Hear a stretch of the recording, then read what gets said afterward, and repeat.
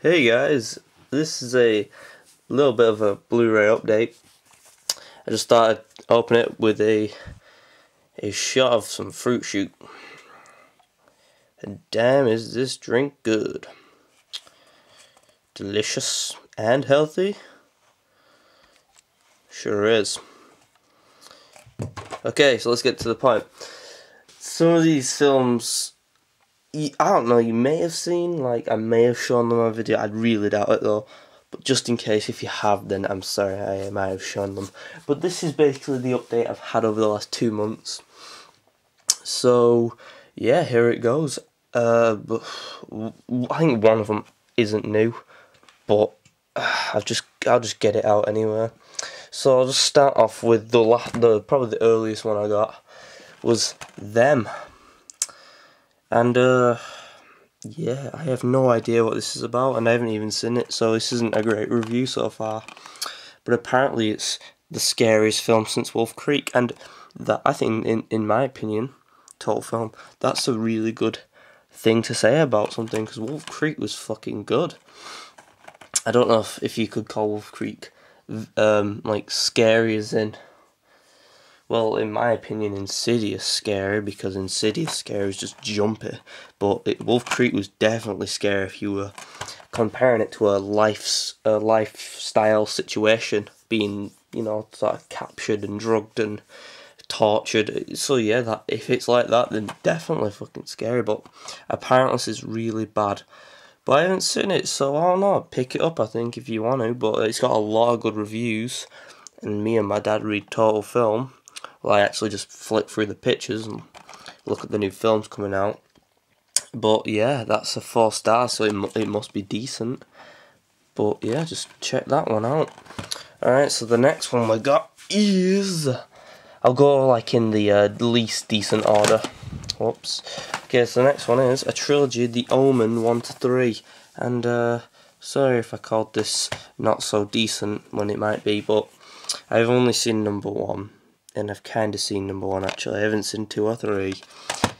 But yeah, this is just a very nice casing, to be honest. I really like that. It's sorry, it's all shuffly. And there's another one, and there's a fruit shoot. But yeah, the brilliant cover. It was 60 quid, and then I got it down to 15, so I'm really happy with that.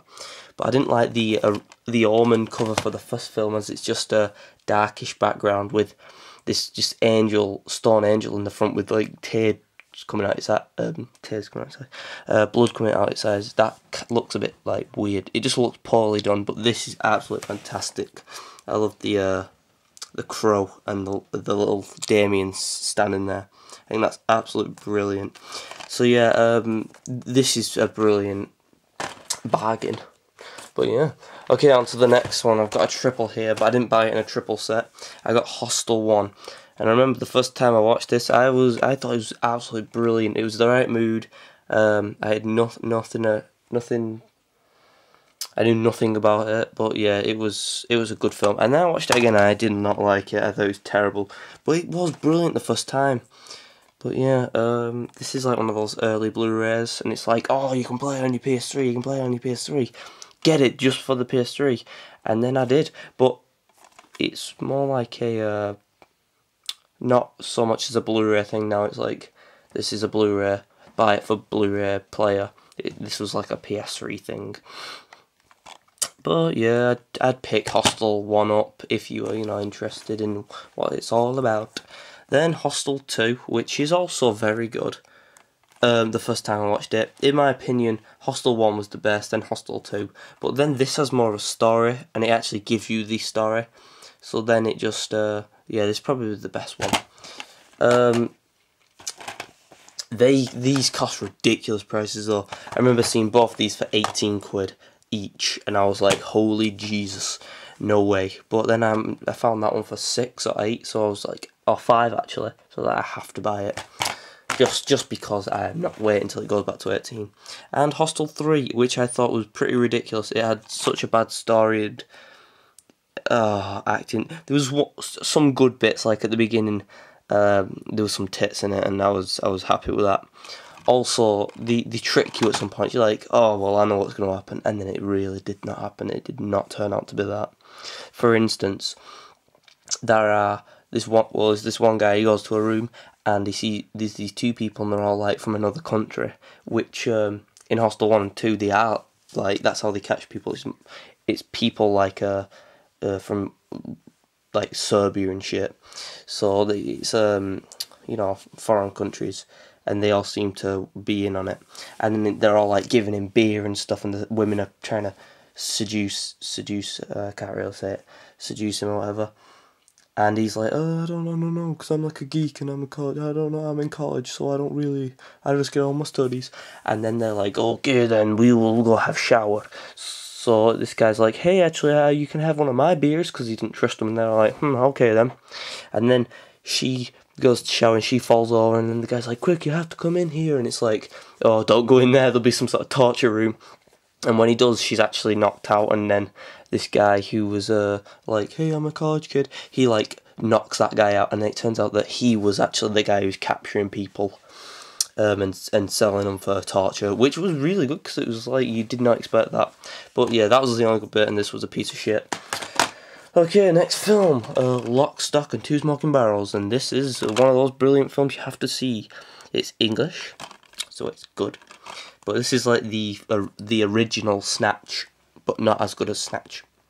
You got your Vinnie Jones, who's good in some films, especially the type of English gangster where they're just gonna like, you fucking mug and all that shit. I can't really do it, but yeah, and Jason Statham, that guy.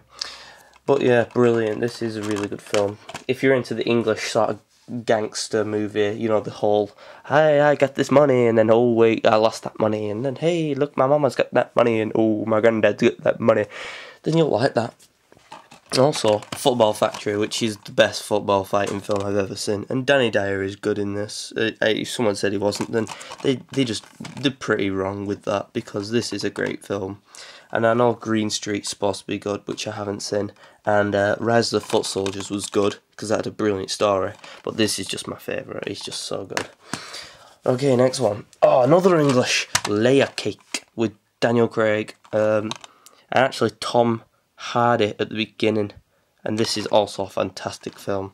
Another gangster film, but this isn't a gangster film in the way that gangsters are absolutely smashing each other's faces in with bricks. This is more guns and stuff. Yeah, I mean, there's a few guns in Lock, Stock and Two Smoking Barrels, but this is more like gangster with cocaine and stuff, where the gangster with Lock, Stock and Two Smoking Barrels is all about stealing stuff and getting money off people by stealing and robbing. I don't know. It's different, because Layer Cake's more of like a high class film, as if you mess with someone from Layer Cake and you were in Lock, Stock and Two Smoking Barrels, you would instantly be murdered by some people who wear a whole lot of ninja gear. So yeah, watch out for those. Okay, another one, Beetlejuice, which I really love because of Michael Keaton, and you can't believe that is Alec Baldwin. I'm pretty sure it's Alec Baldwin. Doesn't he look young? And she. But yeah, Michael Keaton is a beast in this film. Pretty sure this is Tim Burton, and he did do a thingy, Batman and Batman 2 with Michael Keaton. So good choice, very good choice. Next one, my probably comedy of the year, Horrible Bosses. If you haven't seen it, I just recommend going and seeing it anywhere. Definitely buy it, because it's such a good film. You've got these guys. Everyone was good in this. I remember thinking at the end, that guy was a little bit annoying, but then he turned out that he was pretty funny. And by that guy, I mean that guy. He was a little bit annoying, but he turned out to be like, he's alright. After all, he was on some cocaine halfway through, so you can't really blame him for being a bit of a hyper bastard. You gotta love Jason Bateman. He is actually a pretty beast agent. I mean, in Paul, I was like, Jesus Christ, this guy's like better than Bond. he seriously was so good as that agent. And Jason Sudeikis is the best one. he just is, because he's just plain, like, just normal. Like, in front of his friends he'd just be some funny guy, he's just sarcastic and stuff, and in front of someone he'd like, he wouldn't totally change his attitude and start acting like different towards people. He just act the exact same, which I love about him, because he just shows that he's such a, he just doesn't give a fuck about what people really say and stuff, no matter how he acts, which really makes him the best character. And Kevin Spacey, who doesn't like Kevin Spacey? Jennifer Aniston is actually fit in this film. I mean, I never actually cared for anything she's ever done, and in this I was like, damn, she is a nympho. She knows how to play a nympho. He knows how to play a psycho. And Colin Farrell is good, but he was not really in this, so I was like, I don't know, because Colin Farrell is alright.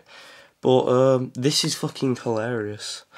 And I haven't seen Bridesmaids, and that's possibly good, but this, I just think, will just... If I watch Bridesmaids, I'll just be going in thinking, no way, it's better than Horrible Bosses. No way. But I could be wrong, I hope not.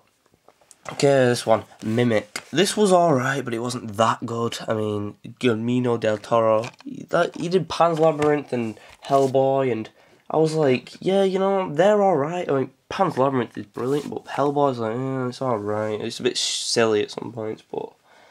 And I suppose he did some other stuff, but... Yeah, I remember every time I watch this, I have a desire to sleep. I feel in the most comfortable state ever listening to this on my tail beaches. But yeah, this was an alright film, I guess. A bit weird, a bit like, I don't know, different, but yeah. They should have kept it like, they kind of went, sorry, Tarts is moving. They kind of went Jeepers Creepers 1 to 2 in my opinion, like, started off eerie and it's like, Jesus, this is fucking good, and then it went to like, what's the word, like all, hey, look, this cool guy in the cowboy hat and the long duster coat is now this big flying animal, and it's like, shame. Totally spoiled it. But yeah, 3 stars. I'd probably give it 3 stars. Okay, the next one. Yeah, and let's leaving the best till last. Tinker Tailor Soldier Spy. I haven't actually seen this, but this is a brilliant case. I think it was rather 15 or 18 as this, and 60 is the big one. But Tom Hardy, I'm looking forward to seeing John Hurt and Mark Strong and obviously Gary Oldman. But this looks good, but I think there was another film this year which is actually better than this. Okay, we're going back old school now.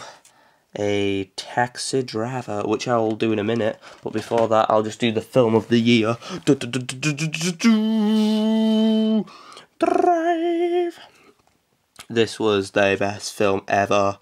No, this was like in my top 5 instantly after watching. After watching this, I was just like, oh my god, it is good. And then after watching it again, I was like, it's definitely the top 5.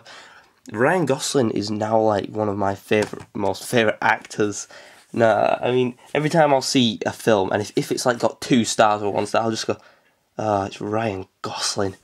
Jesus Christ, I just fucking love this film. Because he's such a cool character. This is like, I've never heard of him, except from now, and, I mean, this is like, basically, to me, and maybe to a lot of people, I don't know, his opening film, because I've never heard of him before, and he comes in with just this masterpiece film, literally a masterpiece, and it is brilliant. This is one of these arty films where if you watch it, you'll be like, what the fuck was that? If you just don't really want to see a good story with a good characters and lineup, but you just, instead of, you want to see that, but you also want to see a lot of explosions, so you want to see the Expendables. But this is just so brilliant. I mean, the end, I was like, but at the same time, like, yes, I'm glad that happened, because if it would have happened the blockbuster type of style, it would have been one of the exact same films. It just would have been Drive. So I'll Drive Angry out now, but if you like art films, this will be one of the best films ever. And I could compare this to Monsters, because they're both arty and they both got 5 stars off Total Film. But the only weird thing about Monsters, it made no fucking sense and it was shit, while this is just not shit and it's so cool.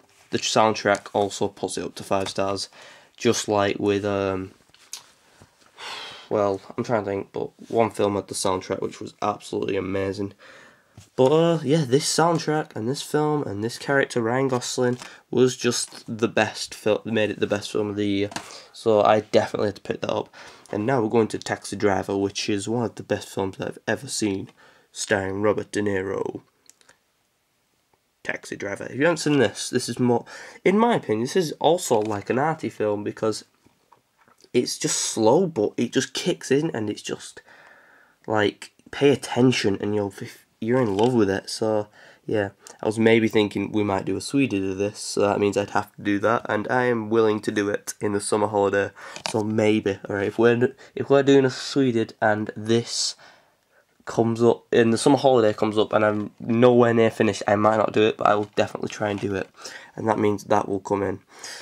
So scary. But what I'm going to try and do for my next video, if I can't get my Pulp Fiction Swedish done, I will definitely try and get a Robert De Niro collection of Blu-rays. I'll try and get this and another 4 or 5 Blu-rays that include Robert De Niro by the end of the week. So I'll just pick some up and I'll watch them. I'll tell you how good they are, because I've had a Robert De Niro week so far and I have been in love with it. And Cape Fear and Raging Bull was just like jizz-tacular. I love Raging Bull. And Cape Fear was brilliant. By the way, it's the remake. And I'm trying to see Casino. But I'll get some films and I'll actually watch them all and I'll review them as my Robert De Niro movie collection of the week. Okay, so if you want to see another one, when I've made the video, please leave a comment below telling me what actor you would like to see me review and get films of, and just review those films. Alright then, please like this video as it would help, and I don't even know why you'd favourite it because there's nothing to really favourite about, but if you would, that would be very kind of you. But I'd like you to like this, and if you comment, I will be extremely happy. Alright then, thanks, bye.